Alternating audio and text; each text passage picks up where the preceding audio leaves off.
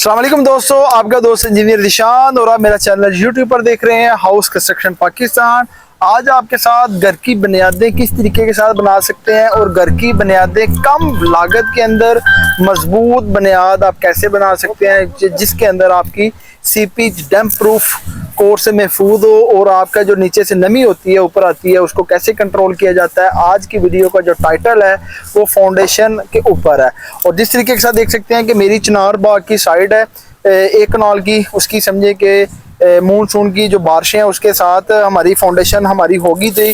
तो हमने इसको क्या किया है कि 3-4 दिन पहले इसकी अच्छे तरीके के साथ पानी निकाल के जो इसके अंदर नमी थी उसको खुश्क किया है, मिट्टी निकाली है। जिस तरीके के साथ देख सकते हैं इधर की जो मिट्टी है वो सॉलिड थी, अच्छे तरीके के साथ ड्रेसिंग करके इसके नीचे हमने 6 इंची सैंड जो बज्जर होता है ईंट का ब्रिक ब्लास्ट वो हमने डाली है जिस तरीके के साथ देख सकते हैं। और इसके ऊपर हम 3 इंच की पीसीसी कर रहे हैं जी, यानी कि जिस तरीके के साथ आपको मेरा कैमरामैन दिखा सकता है 1 to 4 इसके ऊपर हम पीसीसी कर रहे हैं। और लेयर के अंदर जितना भी आपने घर की सेट करना है उसके अंदर आपने ख्याल रखना है घर के अंदर आपने सबसे नीचे जो आपने 1-4 1-6-12 जिस तरीके के साथ देख सकते हैं कि ब्रिक ब्लास्ट आपने डालनी है 6 इंची और उसके ऊपर 3 इंच की 1 to 4 के अंदर आपने पीसीसी करनी है। पीसीसी करने से क्या होगा कि आपकी एक लेयर हो जाएगी 6 इंची की ब्रिक ब्लास्ट की और 3 इंच की आपकी पीसीसी की, तो 1 to 4 वो समझे कि थिकनेस होगी है 9 इंची।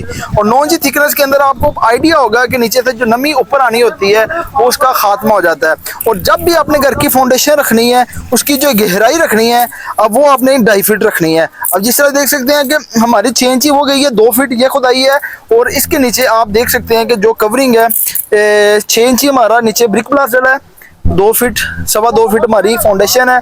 और बात लोग क्या करते हैं कि घर को तो स्टार्ट करते हैं पर उनकी गहराई के अंदर कंप्रोमाइज़ कर लेते हैं। जब आप घर की फाउंडेशन को ज़्यादा डीप नहीं बनाएंगे तो आपके घर के गिरने के चांसेस ज़्यादा हो जाएंगे।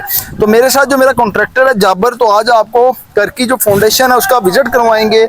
और अगर आपका बारिशों के अंदर आप घर बना रहे हैं और बारिश आपके फाउंडेशन के अंदर चली जाए तो उसकी ट्रीटमेंट कैसे की जाती है ये मैं आपको कॉन्ट्रैक्टर है जाबर इनसे मशावरत से आपको गाइड करेंगे। अस्सलाम वालेकुम जाबर भाई। वालेकुम सलाम। अच्छा जाबर भाई, बहुत से हज़रात ने मुझे कमेंट किया था कि बारिशों के दिनों के अंदर अगर फाउंडेशन में पानी आ जाए तो उसके अंदर हम अपनी घर की फाउंडेशन को कैसे बना सकते हैं। एक तो सीपेज कंट्रोल हो, नीचे से नमी ऊपर ना आए, तो उसकी रिक्वायरमेंट क्या है?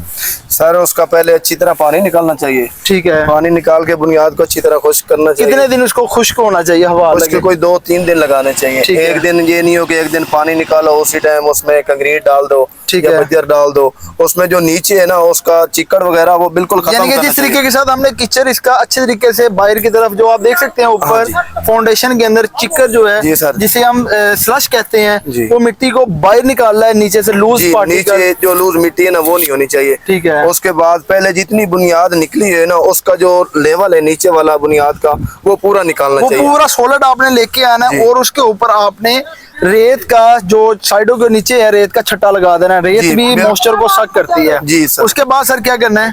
उसको बिल्कुल मुकम्मल खुश्क करके उसके बाद उसके ऊपर रोड़ा डालना है। रोड़ा रेत के साथ मिक्स करके मशीन के साथ उसके ऊपर रोड़ा डालना है। ठीक है। रोड़ा डाल के उसके ऊपर कंपैक्टर चला के कंपैक्शन करके, यानी कि जिस तरीके के साथ देख सकते हैं कि हमारा प्लेट कंपैक्टर लगा हुआ है और जितनी भी गहराई है वो हमारी तकरीबन 2.5 फीट हमने इसकी गहराई रखी है, चौड़ाई हमने इसकी 3 फीट रखी है। जिस तरीके के साथ ये मेन दीवार है, डेड वॉल है और जो भी बाउंड्री का सेक्शन है वो आप देख सकते हैं कि हमारा 2.5 फीट इसकी खुदाई है। आम रूटीन के अंदर जो बैरिया के अंदर वो स्टैंडर्ड 2.5 फीट रखते हैं।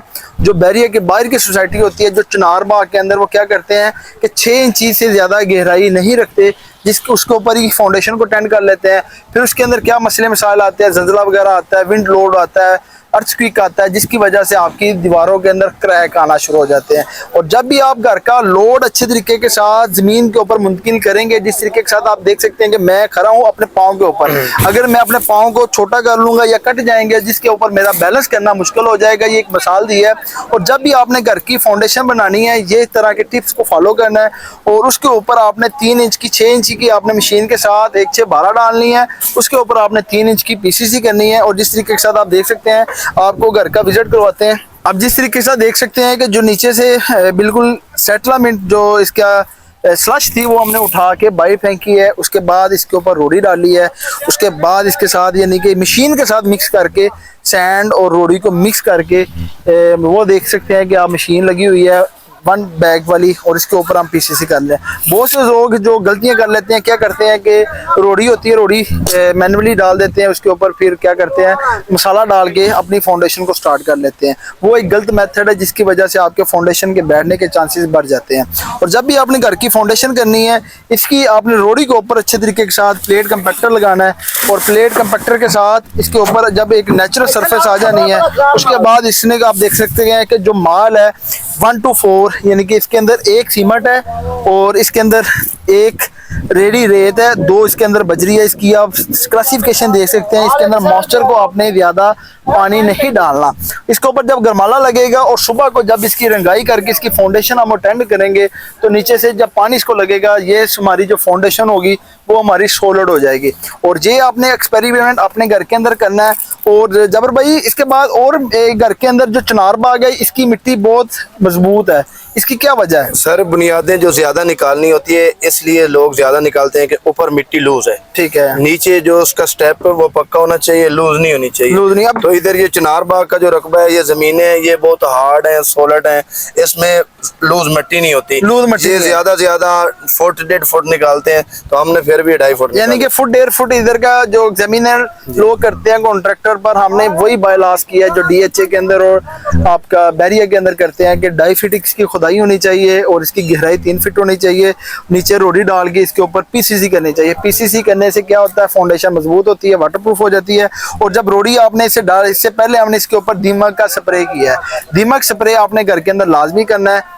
तो ये बताएं कि जो 1 कनाल के घर की फाउंडेशन होती है, उसका सबसे पहला जो स्टेप अटेंड करते हैं वो कौन सा होता है? सर 27 इंच का। हाँ जी, उसके बाद 22 का, 18 13 ऊपर इसके ऊपर 9 आ जाएगा। हाँ जी, 9। और जो समझे कॉन्ट्रैक्टर काम करते हैं, नीचे रद्दे नहीं लगाते, वो क्या करते हैं? सर वो बचत करते हैं, जो बिल्डर होते हैं वो बचत करते हैं। उसमें तकरीबन अगर कनाल का घर है तो इसमें ज्यादा से ज्यादा वो 2 गाड़ियां ईंटें बचा लेते हैं। यानी कि अपनी वो अगर एक गाड़ी की वैल्यू 1 लाख रुपए है, हाँ जी, तो समझे कि 2 लाख की वो फाउंडेशन में 2 लाख। तो उसके अंदर वो क्या करते हैं, स्टेप कम लगाते हैं? वो कम लगाते हैं। नीचे जो 27 के 2 आते हैं वो 1 कर लेते हैं, जो 22 के 2 आते हैं वो 1 कर लेते हैं, जो 18 के 2 आते हैं वो 1 कर लेते हैं, जो 13 के 2 आते हैं 1 कर लेते हैं, वो उसमें कमी कर लेते हैं। और जब भी आपने फाउंडेशन को टेंड करना है, या उसके अंदर 27 का लगाते नहीं है, 22 से डायरेक्ट शुरू कर लेते हैं।